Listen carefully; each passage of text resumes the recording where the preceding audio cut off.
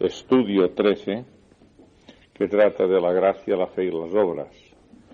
Si podríamos recoger todo el papel que se ha impreso sobre esto y lo vendiéramos, aunque fuera a precio de papel viejo, nos podríamos ir todos juntos a pasar unas vacaciones a la India, si queríamos.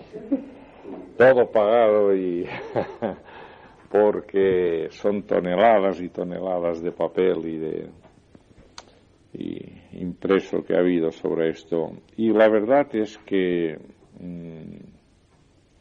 dentro de un contexto polémico por circunstancias históricas, cuando la reforma y las motivaciones parciales de la reforma, más la misma contrarreforma, pues tuvieron que utilizar palancas que por un lado tenían que ver con cosas extrabíblicas, pero por otro lado tenían también que tener su articulación, su fuerza, su palanca, como he dicho antes, para forzar a situaciones doctrinales, captar interés en la gente.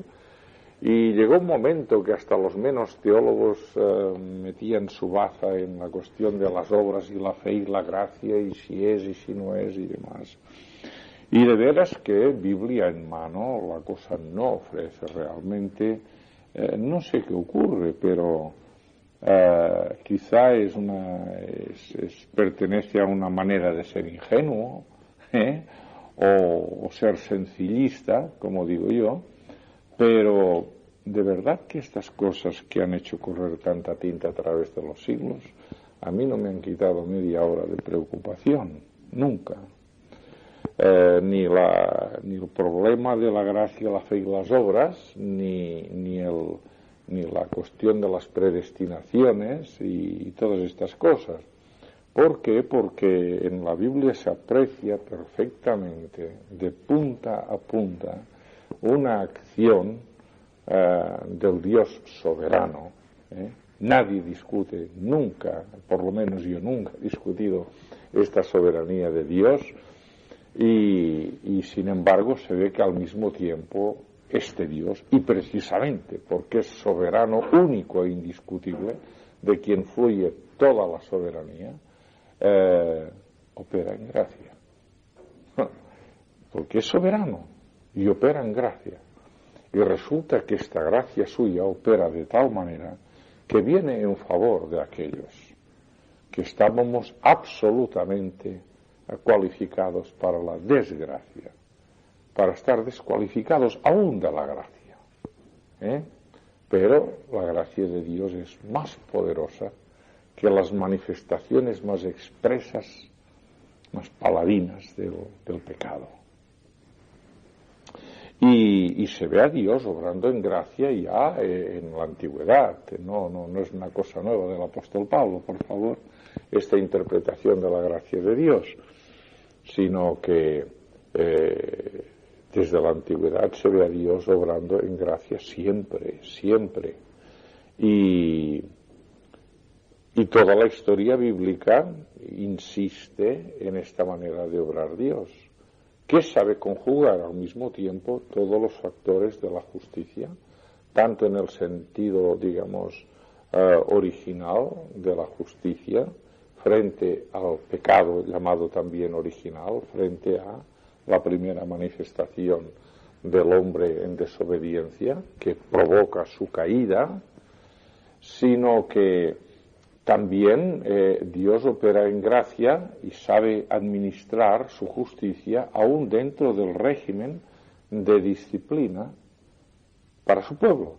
Lo vemos en el Antiguo Testamento, que aún las cosas más tremendas que le pasan a Israel, y bueno, Israel cuando se da cuenta, por medio de sus poetas y sus profetas, reconoce, bueno, Señor, claro, y luego nos apartamos de ti, y es verdad, y pecamos, y nos fue mal, pero luego, Señor, clamamos a ti, y tú nos libraste, y hasta el mismo Mesías llega un momento en que casi, en el Salmo 22, que ya sabéis que es un salmo mesiánico, que nos presenta la cruz ya, con tantos siglos de antelación, Dice, bueno, dice, nuestros padres esperaron en ti y tú los libraste, clamaron a ti, no fueron avergonzados. Como queriendo decir, hombre, así cualquiera puede tirar adelante, pero yo estoy aquí solo. Dios mío, ¿por qué me has dejado? ¿Por qué estás lejos de mi salud y de las palabras de mi clamor? Pero nuestros padres, dice el Mesías, el Cristo, ¿no? Desde su sufrimiento, dice, esperaron en ti, tú los libraste. Clamaron a ti, no fueron avergonzados. Pero yo en cambio estoy aquí que soy menos que hombre. Gusano soy, no hombre. Despreciado, deshecho, etc. Vemos aquí el tremendo contraste. Pero Dios sabe conjugar la gracia y la justicia precisamente en el Salmo 22, es decir, en la cruz. En la cruz se explica cómo Dios es justo, cómo Dios es gracioso, cómo la justicia y la paz, la misericordia y la verdad. Estos 4 factores tan tremendos pueden conjugarse allí y cobrar su máxima expresión, cobrar los máximos dividendos de esta realidad. Y yo creo que esto es, para mí, esto ha sido siempre tan claro, que si alguna vez me he entretenido a leer tratados un poquito, digamos, profundos sobre las polémicas en los siglos pasados sobre la gracia y la fe y las obras, lo he hecho un poquito más como quien se divierte un poco, pero no realmente para que vaya yo a la búsqueda de ningún problema, porque en la palabra de Dios está realmente claro. Así pues la gracia, aquí hay un poquito de definición, la gracia siempre pues la operación de Dios a favor del hombre. Desde nuestra subjetividad, desde nuestra plataforma, vemos que Dios obra a favor del hombre. Toda esta global operación se llama la gracia. Así pues que la gracia no es la justificación, no es la expiación, no es la propiciación, no es... la gracia es la total operación. Es igual como todas estas cosas tienen un contenido de verdad. Por eso llega un momento en que Juan, que escribe su evangelio ya muy avanzado, el primer siglo, ya hasta los últimos escritos, y Juan dice que el Mesías, el Cristo, el Verbo encarnado, estaba lleno de gracia y de verdad. Es decir, que todo este contenido, toda esta intencionalidad en el obrar de Dios, por medio de Él, porque Dios estaba en Cristo haciendo todas estas cosas, nos dirá Pablo en 2 de Corintios 5, Dios estaba en Cristo, pues estaban en Él en una plenitud absoluta, en una plenitud absoluta. Así pues la gracia divina es el favor de Dios a los hombres, es la operación favorable a los hombres. De aquí que la idea de gracia contiene, como dice aquí, llega a ser la fuente de donde fluye todo lo que se entiende por salvación. De aquí que las palabras de Pablo llegan a ser síntesis de muchas doctrinas que hemos estudiado estos días. Por gracia sois salvos. La salvación es por gracia. Este es el gran enunciado, ¿no? De aquí viene que en la base de la Reforma estaba sola gracia, sola fe, sola escritura, o sola escritura, sola gracia, sola fe. Porque la escritura es la revelación de Dios, manifiesta Dios su carácter y su voluntad, y la gracia ya es más que lo que Él dice, no es más en el sentido, completa lo que Él dice, porque la gracia es como Él obra y como Él actúa. Y la fe es la manera como el hombre recibe lo que Él dice y entiende lo que hace y lo acepta. Por lo tanto, en este triple círculo se cierra todo. Por estos 2 días estoy yo más que quejoso y no sabría cómo pegar un grito que se oyera desde el Cabo de Finisterre hasta el Cabo de Palos, y desde la Bahía de Rosas hasta el Río Tinto, que están insistiendo con el dichoso Lutero, Digo con un dichoso Lutero, porque dichoso fue el hombre de poder ser tan entero, tan fiel y tan... Pero por otro lado, dichoso Lutero en el sentido de que la Iglesia Católica está diciendo que nada. Si al final de cuentas fue una equivocación nuestra no dar la razón, porque si sentimos lo mismo... No, señor, hombre. Por favor, sigue en pie el mismo problema. Sola gracia, sola escritura y sola fe. Por favor. Y aquí termina todo. Y estáis de Lutero tan distantes como entonces.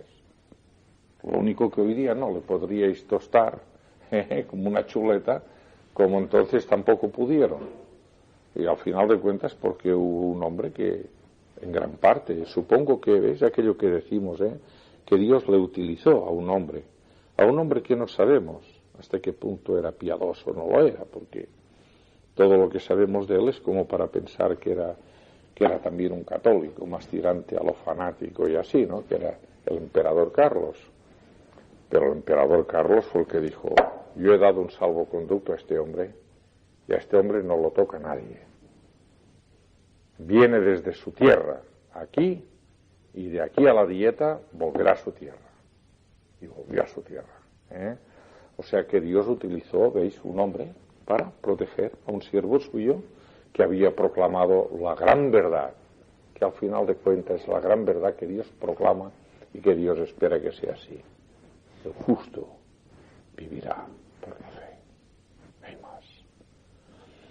Y vivirá por la fe porque de parte de Dios hay gracia y porque Dios se ha revelado.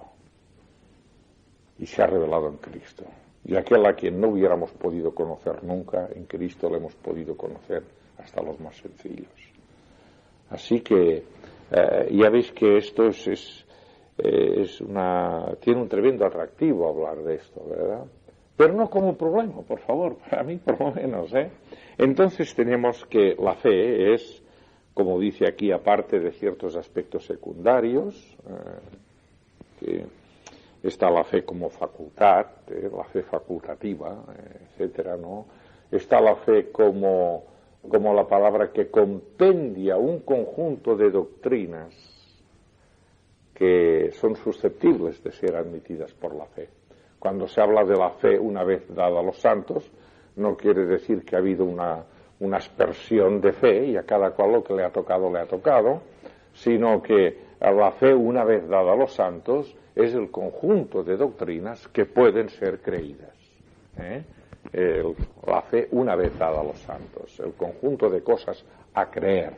¿Por qué? Porque las ha dicho Dios, en su sabiduría, en su soberanía y en su amor, en las tres cosas. Así pues, la fe es la parte del hombre, es el complemento a la operación de la gracia. Porque fijaros bien que aquí estamos otra vez en lo que hemos hablado tantas veces cuando hemos hablado de la caída, del pecado y de todas esas cosas. Estamos otra vez en el mismo problema, que el hombre llega un momento en que le puede decir no a Dios. Ya está.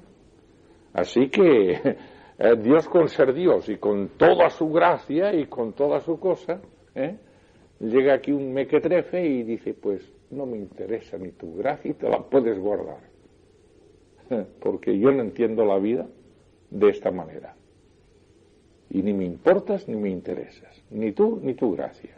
Ya está. Y a ver qué pasa aquí. Y Dios ha hecho al hombre así. Bueno, allá al hombre con su responsabilidad. Esta es la respuesta que da él.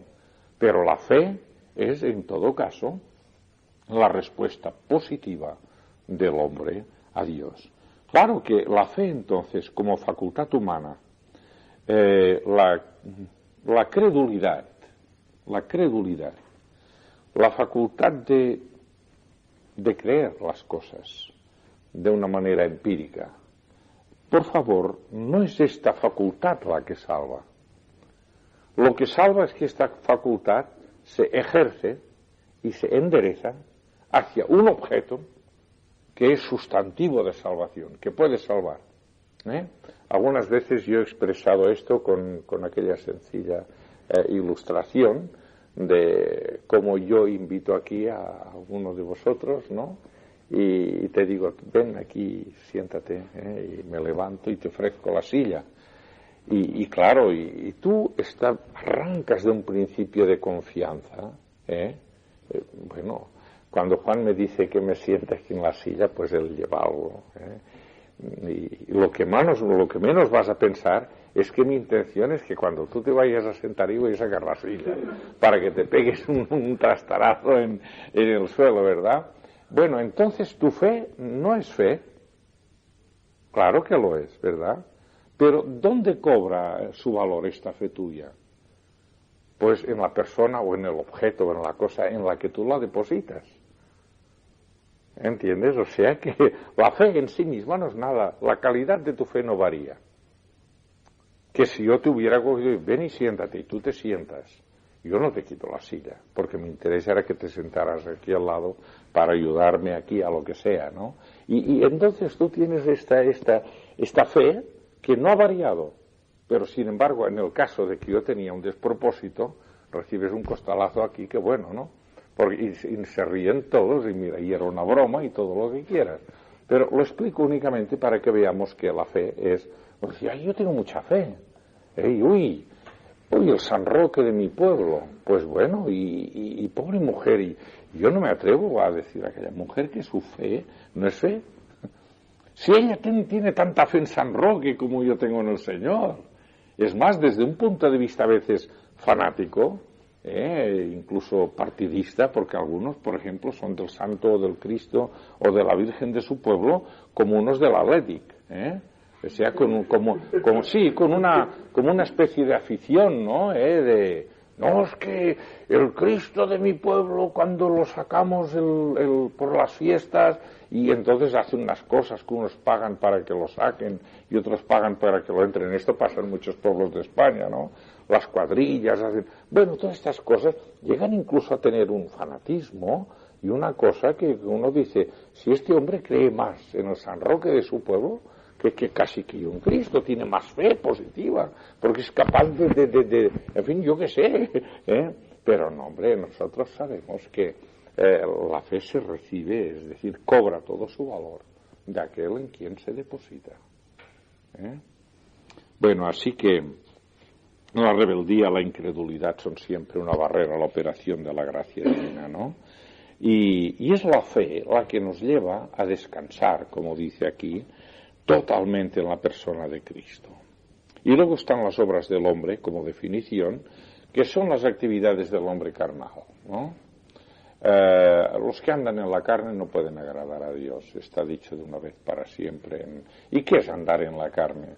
Pues ya sabéis que la carne en el Nuevo Testamento se emplea de diferentes maneras, ¿no?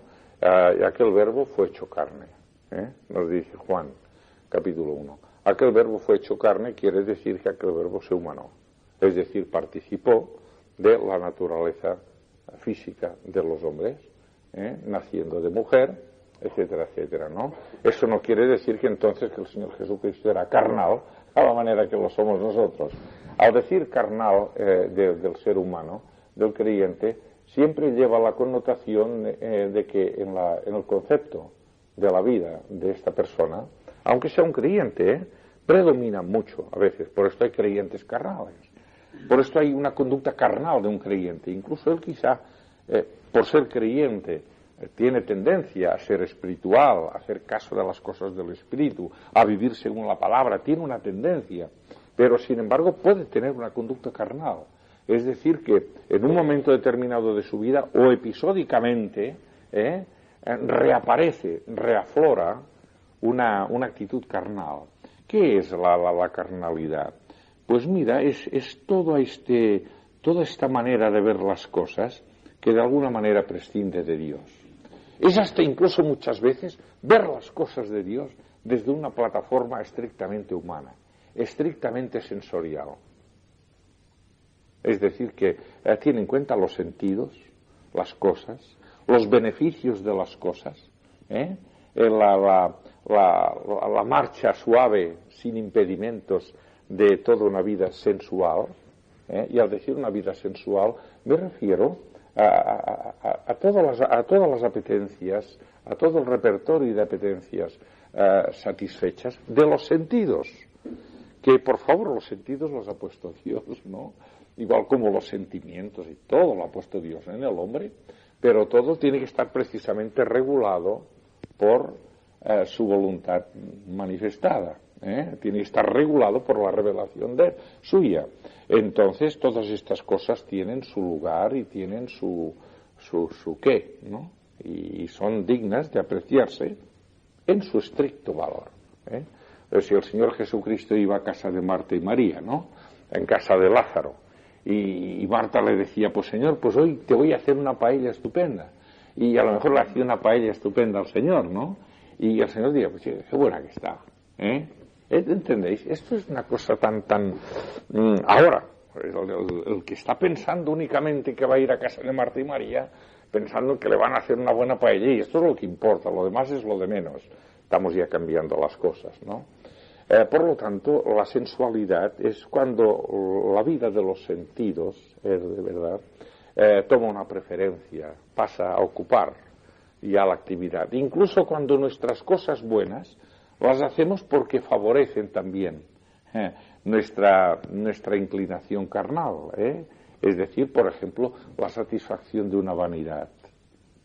Por muy solapadita que quede y por muy inadvertida que quede ante los ojos de los demás, pero esto solo es carne pura. Una acción tan buena como la de ir a visitar un enfermo, la de compartir incluso unos bienes con otro, pero no sabemos a lo mejor si está alimentado por una vanidad y decir, pues ahora sabrá José Luis como yo tengo también tanto más corazón que él y soy tanto más caritativo que él. Y entonces yo renuncio a mucho de lo que tengo y hago un sacrificio tremendo y paso unas noches sin dormir y brego y todo, pero lo hago para que aprenda que soy más que él. Esto es carne pura. Esto es carne pura, vamos, son chuletas para la brasa esto.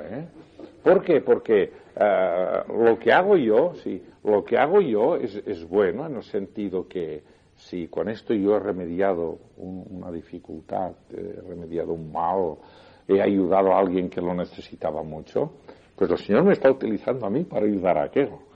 Pero luego me va a coger por la oreja y me la va a retorcer. Porque dirá, hijo, tú has hecho esto y está muy bien, y has ayudado a José Luis, pero lo que has hecho con inspiración carnal. Aquí no había nada del Espíritu, aquí no había amor. Aquí había más bien, digamos, venganza, resentimiento, en fin, cosas malas.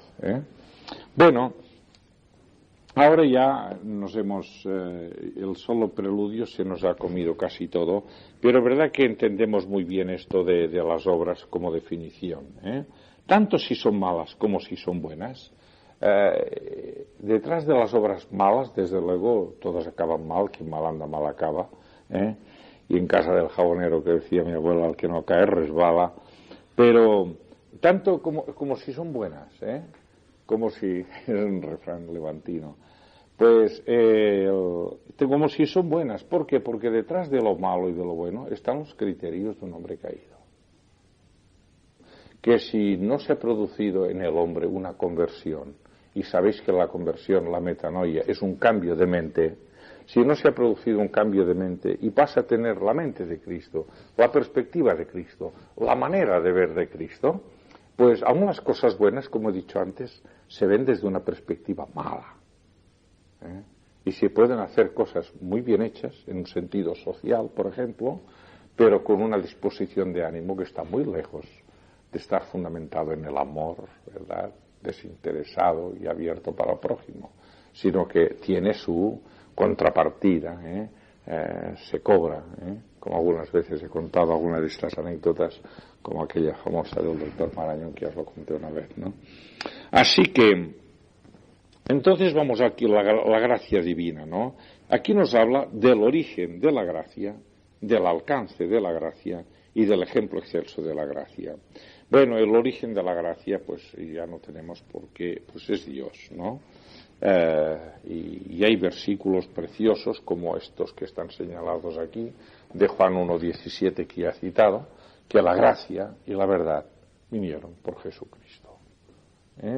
Antes fluyeron enormes verdades de parte de Dios, ya, de parte de Dios. Los salmos están cantando una y otra vez, ¿verdad? El gozo, la alegría que produce el recibir la verdad de Dios, vivir en la verdad de Dios. Pero ya sabéis con cuántas veces se reclama la verdad, como si se pidiera más verdad en los salmos. Envía tu luz y tu verdad, estas me guiarán. Y si tú me envías verdad y luz tuya, ya, la cosa ya va, ¿no? Estas me guiarán. Pero llega un momento en que la gracia y la verdad vinieron por Jesucristo, ¿no? Y es decir, que se generan en Dios y vienen por medio de Jesucristo. Allí está el origen de todo. Y sabemos que toda la operación de Dios, pues, y nuestra salvación no ha sido conforme a nuestras obras, sino según el propósito suyo. ¿Veis? Generación, propósito, generación previa, anticipada de Dios. Según el propósito suyo, una intención de Dios y la gracia. La gracia es cuando el propósito se hace hecho. Es el propósito fáctico, es decir, cuando el propósito pasa a ser un hecho ya. El propósito suyo y la gracia que nos fue manifestada en Cristo Jesús desde antes de los tiempos de los siglos. Es decir, que generación no solamente se genera no solamente en Dios, sino que en el sentido, digamos, de la extensión pretérita en el tiempo, alcanza antes del tiempo, antes de que se midiera el tiempo por siglos o por segundos, antes del tiempo, antes de los tiempos de los siglos, en el mismo corazón y el propósito de Dios. Así, según el propósito suyo y la gracia que nos fue manifestada en Cristo. Y luego también la misma operación, pero la misma operación de salvación, es decir, la que expía y redime pagando, la que limpia, toda esta serie de figuras que aparecen en la teología de la salvación, pues allí es por la gracia de Dios. ¿Para qué? Nos dirá la epístola a los Hebreos. Para que por la gracia de Dios gustase la muerte por todos nosotros. Convenía que aquel por cuya causa son todas las cosas y por el cual todas las cosas siguen siendo lo que son, habiendo de llevar a la gloria, habiendo de llegar al pleno y auténtico conocimiento de Dios a muchos participantes, hiciese consumado por aflicciones al autor de su salvación, y le vemos coronado de honra y gloria por el padecimiento de muerte, aquel que fue hecho un poco menor que los ángeles, aquel que fue hecho carne. ¿Para qué? Para que por la gracia de Dios gustase la muerte por todos nosotros, por la gracia de Dios. Así también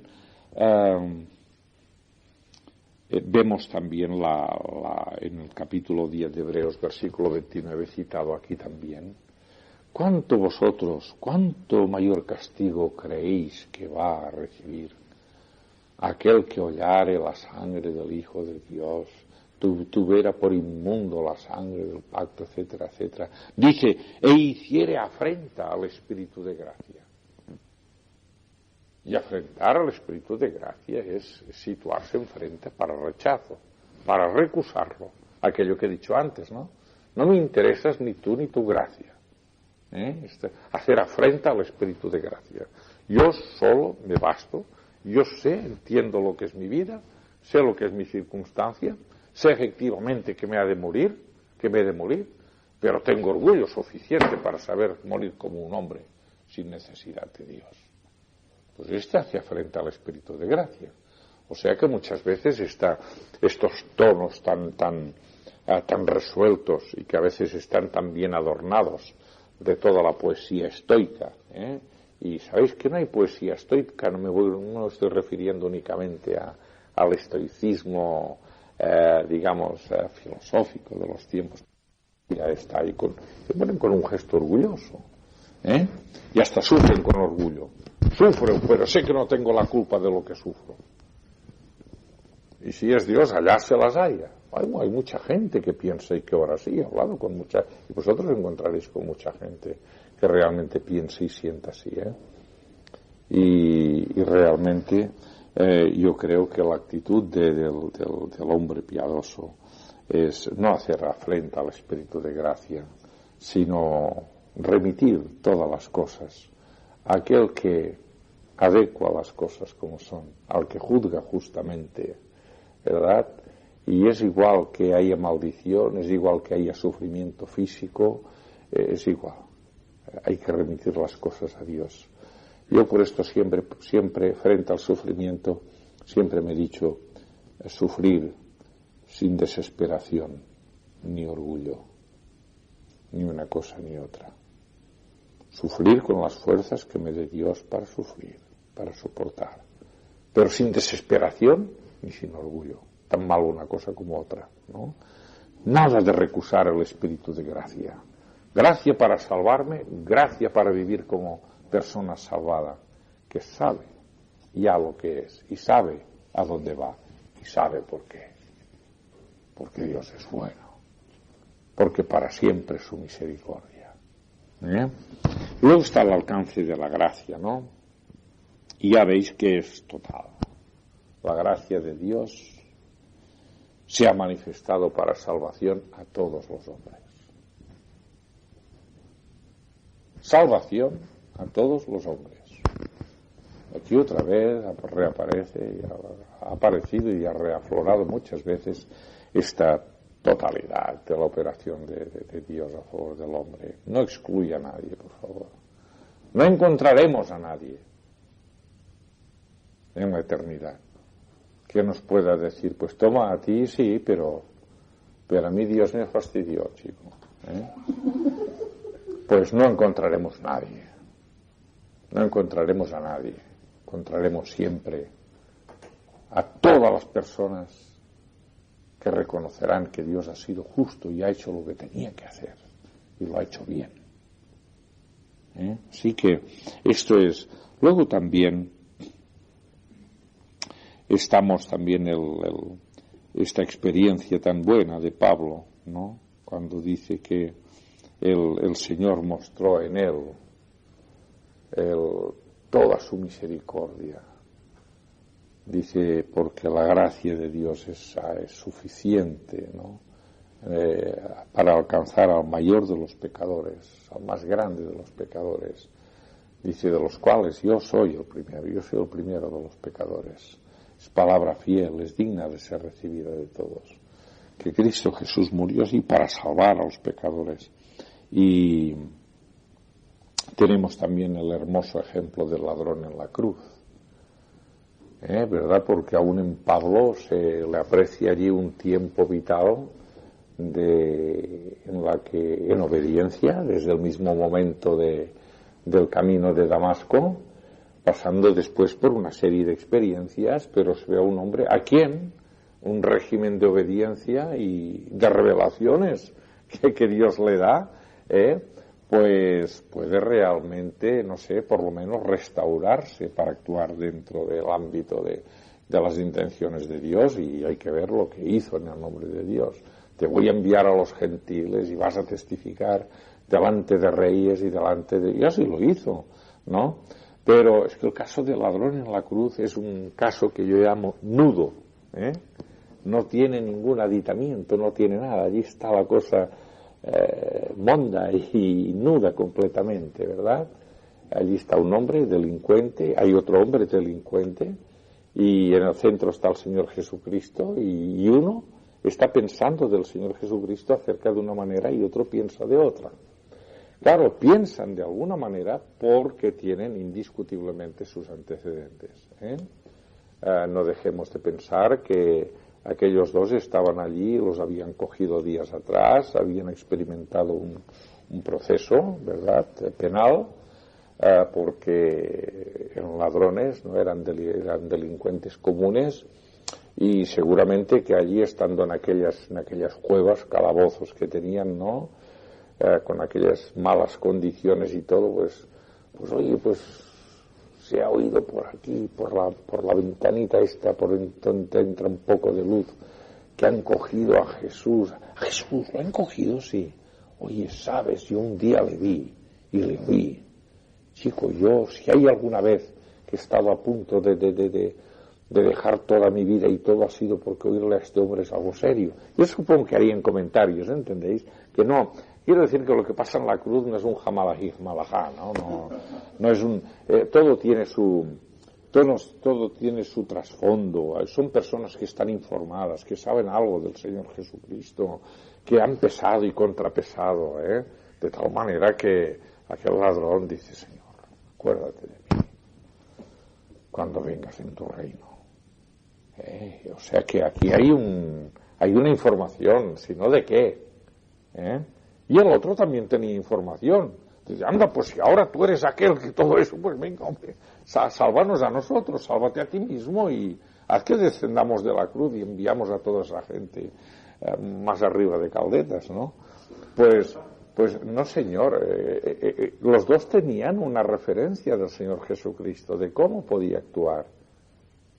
El uno es enteramente carnal, todo aquí, déjate estar, lo más importante es bajar de aquí y darse el bote. En cambio el otro no, el otro, el estar allí, dice, al final de cuentas, me lo he buscado yo, dice él con toda claridad. Dice, ¿y tú por qué estás hablando así? Le dice, si al final de cuentas estamos aquí, pues nos lo hemos buscado, nos la hemos ganado. Dice, pero es que yo le conozco bien, sé de él. Ese tiene historia del Señor Jesucristo. Ningún mal hizo. Señor, acuérdate de mí cuando vengas en tu reino. Reconoce que es Señor. Y reconoce que aunque está muriendo allí, porque el Señor Jesucristo presentaba un espectáculo terrible, ¿no? Y no era como para entusiasmar que iba a venir con el reino. De veras que no. Y sin embargo aquel hombre lo cree. Acuérdate de mí cuando vengas en tu reino. Es un ejemplo de la gracia de Dios. De cierto te digo, hoy estarás conmigo en el paraíso. Es uno de los hechos más sorprendentes de toda la Biblia. Es una de las cosas más maravillosas. Porque allí no hay ningún régimen de transacción.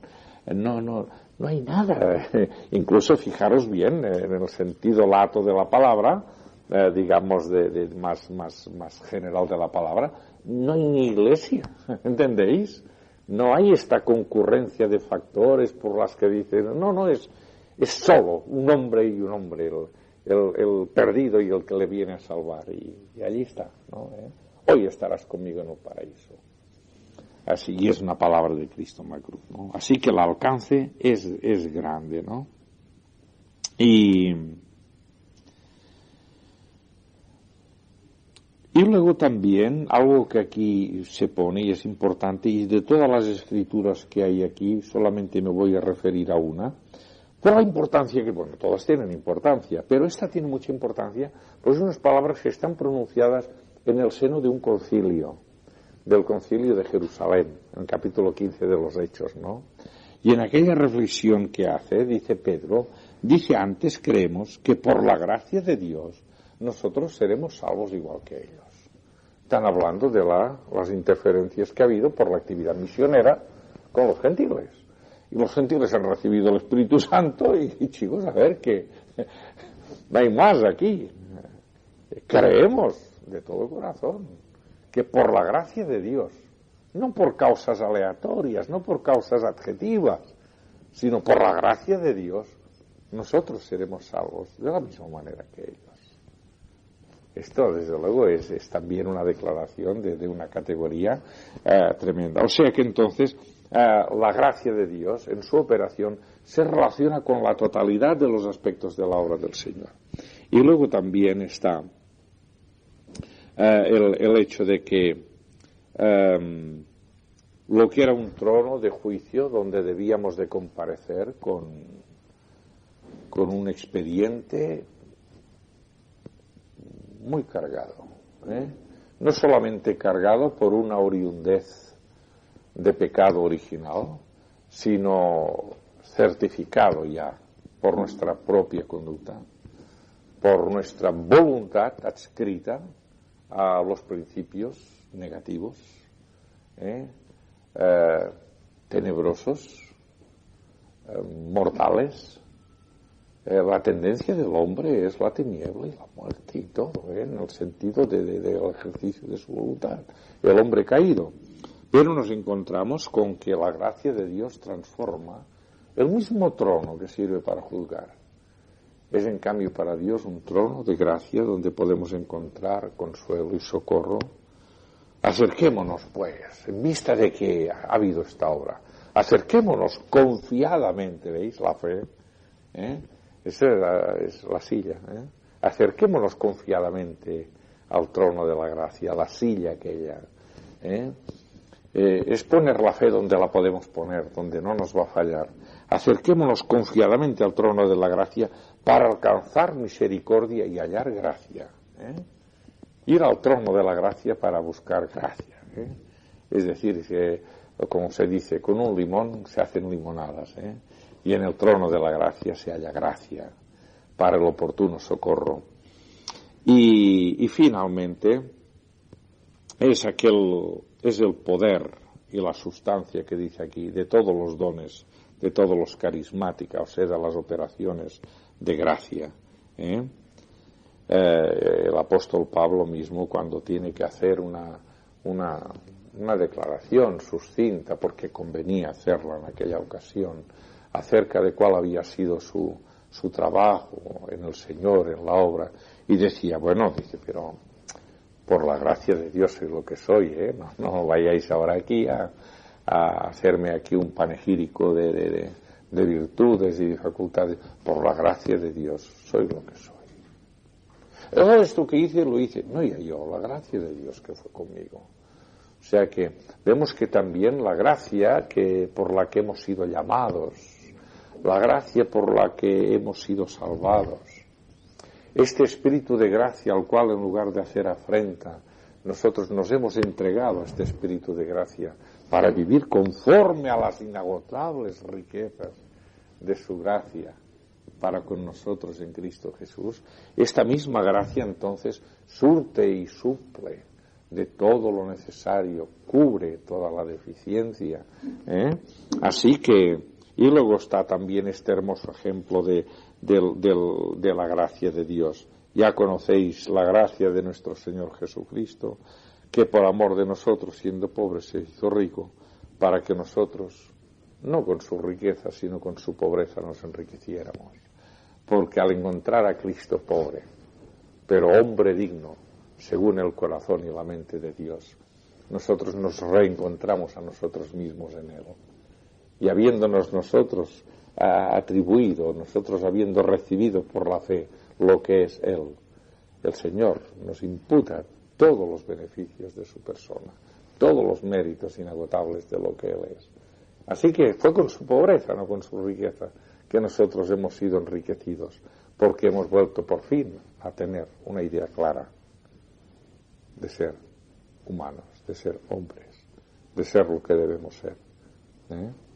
El versículo este es para ponerse a meditar y no acabar nunca de pensar en la alegría. Luego está también el significado de la fe, que sobre todo lo voy a sintetizar en el hecho de que tiene estas dos vertientes, ¿no? Que por un lado está la fe que, en los movimientos podríamos decir preliminares o previos de la fe, están las facultades del hombre, facultades en general.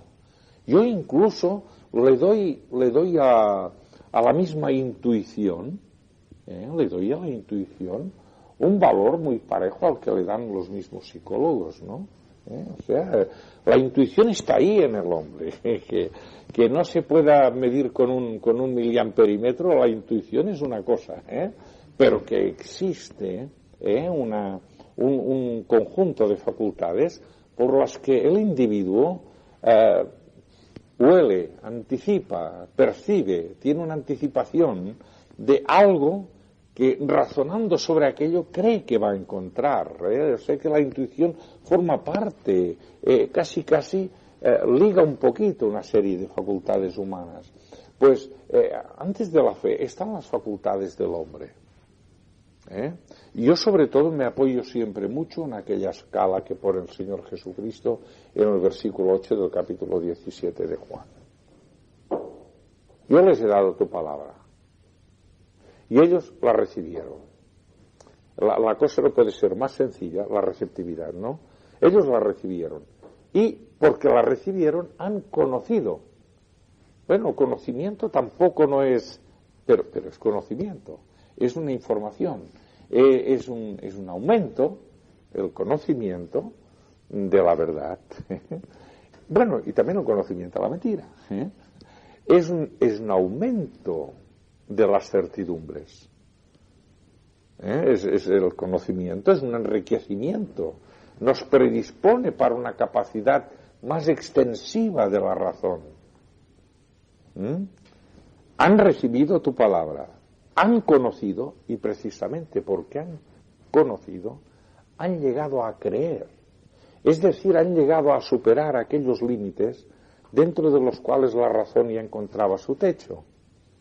Pero se afirman en la gran revelación de que quien les ha informado eres tú, Padre. Han recibido tu palabra. Por ella han adquirido conocimiento tuyo y por ello han creído en ti. Por esto que cuando vemos sectores cristianos que pueden llegar a creer en muchas otras cosas que no son en Dios. ¿Por qué? Porque no les predican las cosas de Dios. ¿Entendéis? Y allá va la cosa, así van las cosas. Así que está entonces en la fe entran los factores de voluntad y de inteligencia, como dice aquí don Ernesto. Voluntad e inteligencia. Les he dado tu palabra, que la recibieron. Ha habido una voluntad de recibirla. Aunque sea, si queréis vosotros, con una carga de decir, ya veremos. Pero de momento la reciben. Hay una voluntad, Y luego hay la inteligencia de coger este conocimiento que me imparte la palabra recibida y hacer algo con ello. Y este algo me lleva a la convicción y a la fe. ¿Por qué? Pues porque Dios ha puesto inteligencia en la mente del hombre. Es decir, que hay un uso de facultades. Pero luego al mismo tiempo y casi simultáneamente y consecutivamente a este principio activo de mis facultades de voluntad, de inteligencia, incluido la intuición. Algunos nos han dicho muchas veces cuando han dado testimonio, dice a mí cuando un día un hermano que yo conocí allí me dio un evangelio, yo oí aquello, dije aquí hay algo, ¿ves? Dicen muchos, aquí hay algo que yo aquí que buscaba, aún no sé lo que, pero es una intuición, aún no han visto claro nada. Aún no han visto claro que Jesús sea el Mesías, aún no han visto ni cómo Cristo murió por ellos, pero al leer aquello dicen, yo cuando empecé a leer aquello me di cuenta que allí había algo que...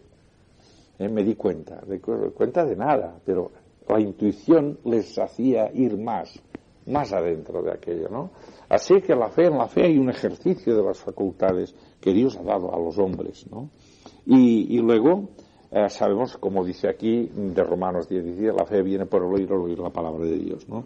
Y luego dice que simultáneamente a esto, como un acto análogo, casi simultáneo y también subsecuente, esta fe acaba descansando totalmente en aquel que es el autor y el consumador de la fe, el que ha dispuesto todo este tremendo mecanismo de revelación y manifestación para que la fe se asiente sobre lo que Dios ha manifestado y sobre lo que Dios ha dicho y lo que Dios ha hecho, ¿no?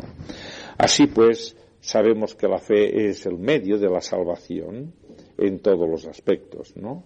Siempre, si Dios opera en gracia para llamarnos, opera en gracia para salvarnos y opera en gracia para sostenernos, la fe es tanto para responder al llamamiento como respondió Abraham, la fe es tanto para aceptar la salvación, la gloria del pacto en la que Dios ofrece hacerlo todo a nuestro favor, y también la fe es el sostenerse día a día en que la gracia de Dios cubre cada minuto de nuestra vida y cubre cada contingencia, cada bache que se nos presenta adelante, ¿no? El justo vivirá por fe. en todos los aspectos. Y luego están también las obras humanas, acerca de lo cual ya hemos hablado bastante al decir que surgen de la carne y que son desde luego un obstáculo. Las obras no solamente son malas en sí y no producen salvación, sino que al mismo tiempo, según la valoración que se les da dentro de cada uno, luego resulta que son un obstáculo para que podamos entender de dónde viene la salvación. Aquellas palabras del Señor en Lucas 16: vosotros sois los que os justificáis a vosotros mismos delante de los hombres. Ya está, y con esto os despacháis, ya creéis que tenéis el expediente resuelto. Pero Dios conoce vuestros corazones, porque lo que los hombres tienen por sublime delante de Dios es abominación. Ya sé que, mira el fariseo aquel, ¿no? Pues Señor, ya ves que yo hago muchas cosas buenas, y doy mis bienes a los pobres, y hago esto y hago lo otro, y no soy como esta otra gente que son adúlteros y pecadores. Pues este hombre, yo creo que hasta nosotros mismos nos asombraría un poquito, ¿eh? Era un hombre que en su porte, al ir por la calle, nosotros cuando le veríamos en nuestro barrio, diríamos, mira, don fulano, Dios, sacaríamos, un hombre muy digno, ¿eh? No se le conoce nada de malo, ni adúltero, ni nada, ni meterse en cosas, un hombre muy digno, ¿eh? Pero fijaos cómo estaba él delante de Dios. Estaba recusando el espíritu de gracia. Yo no soy como los demás, ni aun como este. Yo soy así, y aquí me tienes. A ver que eso es tremendo. Así que, en cambio, las buenas obras en el poder del Espíritu Santo, pues son el fruto de lo que realmente somos, nuevas criaturas en Cristo, el resultado de una vida nueva. Por esto Efesios es tan claro, y con esto termino, que por gracia somos salvos por la fe, y esto no es de vosotros, es don de Dios, no por obras, para que nadie se gloríe, porque somos creados en Cristo Jesús para buenas obras, somos refundidos en una nueva criatura, una nueva creación, pero ya para producirnos de otra manera, en otra vida, para buenas obras, las cuales Dios preparó de antemano. Es decir, que hay un repertorio de buenas obras que Dios ha preparado de antemano para que anduviésemos en ellas. Es decir, que casi os diría yo que las buenas obras para el creyente son, no sé, son como un premio precioso. Por el solo hecho de convertirte, Dios te prepara todo un repertorio de actuaciones, toda una manera de ser en el que vas a reencontrar una y otra vez el gozo de tu nueva vida cristiana. Dios preparó de antemano para que anduviésemos en ellas, para que en ellas nosotros tuviéramos todo el desarrollo de nuestro trayecto vital hasta llegar a la eternidad, ¿no? Bueno, yo creo que esto es lo que cabía hablar un poquito del problema de Santiago por la fe de las obras, pero doy la lección por terminada sabiendo que leeréis Santiago 2 del 14 al 26, es una columna de la epístola a Santiago, y comprender por el ejemplo de Abraham, que el mismo Santiago pone, cómo Abraham creyó a Dios y esto le fue imputado a justicia. Es en el capítulo 15. Pero luego en el capítulo 26, esta fe se manifestó en un acto de obediencia. ¿Comprendéis? Y esta obra de Abraham no fue nada más que demostrativa de que aquella fe del capítulo 15 era auténtica. Por eso Dios la había justificado por su fe. Es muy claro. Nada más. Preguntas y cosas a pesar de que el tiempo se ha transcurrido y... Sí, allí uno y aquí tú otro.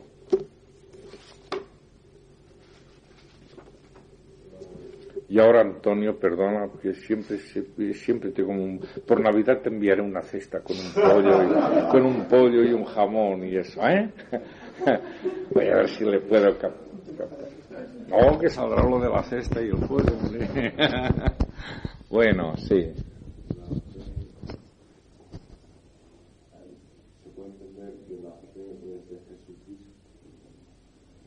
La fe es de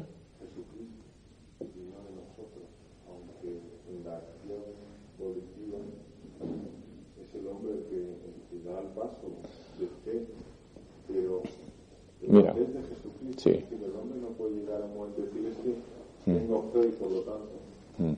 Mira, nos dice que Jesús es el autor y el consumador de la fe, nos dice la epístola a los Hebreos. Él es el autor y el consumador de la fe. Es decir, que la fe como una operación. Jesucristo es como un inventor. Vamos ahora a poner el ejemplo. Hace un invento y él mismo se encarga de demostrar la eficacia de aquel invento. Es el autor y el consumador. El que la hace viable.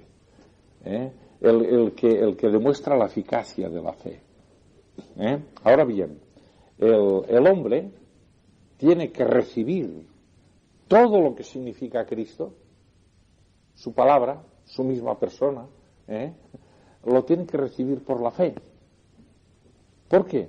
Porque, como he dicho antes, la fe, que llega, por decirlo así, a consagrarse como tal en un acto volitivo e inteligente de aceptación, tiene no obstante estas fases previas que la anticipan, que la sustancian, que son las facultades que Dios ha dado al hombre. ¿Cómo Dios exigiría fe al hombre si no tuviera facultades que condujeran a ella? O sea que entonces el hombre, pero absolutamente partiendo de él, decide ponerse de parte de Dios, aceptar lo que Dios le da y decir, sí Señor, yo recibo esto y lo creo. ¿Por qué? Porque la palabra que Dios le ha dado un conocimiento y este conocimiento le ha traído convicción y ha creído. Por eso siempre pongo la escala esta tan interesante de Juan 17:8, ¿no? Que es una escala, pero parte de las facultades humanas, incluida, como he dicho antes, la intuición. He incluido esto, porque todo forma parte del paquete humano de posibilidades de actuación personal. Todo lo que yo hago, lo hago con independencia de lo que es Juan, de lo que es José Luis, de lo que es Marisa, es mi actuación personal, creo. Luego, claro, en la orientación de mi fe, la fe viene por el oír la palabra de Dios. ¿Entiendes lo que lees? Hombre, pues, no del todo, no. Si tú sabes más de esto y me puedes enseñar, pues muy bien. Entonces aquí vienen los hechos del testimonio, luego de la comunión, nos enseñamos unos a otros, pero la fe está ahí ya, la fe ya está ahí. Y seguramente que nosotros, después de haber pasado un curso aquí elemental, pues si realmente hemos estado aquí en la atención y bajo la guía del Espíritu Santo, todos, enseñadores y enseñados, saldremos fortalecidos en nuestra fe. Pero ya la tenemos, el principio de nuestra fe está activo, está dirigido, tiene dirección, tiene sentido, ¿no? Esto es un hecho.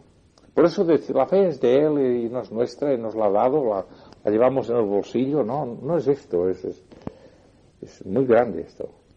No sé si esto contesta lo que tú preguntas o tú querías otra contestación.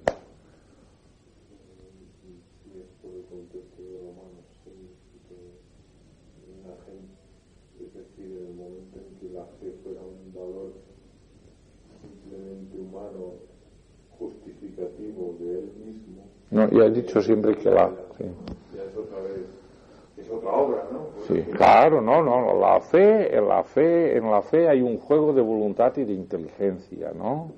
Y pertenece al hombre, pertenece a la personalidad, ¿no? Pero he dicho siempre que cobra su valor del objeto o de la persona en la que se deposita. Aquí es donde se produce quizá lo que tú más conviene que entiendas bien, ¿no? Y tú ibas a preguntar algo. Sí, en la fe entran los factores de voluntad y de inteligencia, has dicho antes. ¿Cómo lo relacionas con el Espíritu Santo? Porque me imagino, o sea, es obvio que el Espíritu Santo actúa para la conciencia de pecado en este sentido, ¿no? Sí. O sea, tiene que haber una relación, ¿no? Bueno, el Espíritu Santo puede dar conciencia de pecado y estoy seguro